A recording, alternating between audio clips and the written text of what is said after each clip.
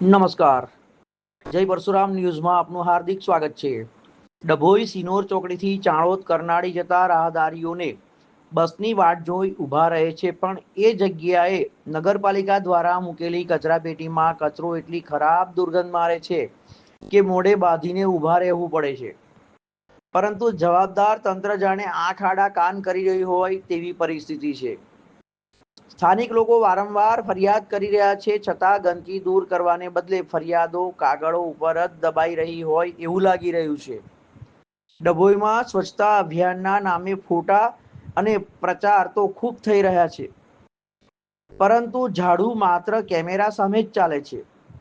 શું અધિકારીઓ, કર્મચારીઓ અને જનપ્રતિનિધિઓને સિનોર ચોકડીની આ ગંદકી દેખાતી નથી? જોતા રહો જય પરશુરામ ન્યૂઝ, સત્યની સાથે.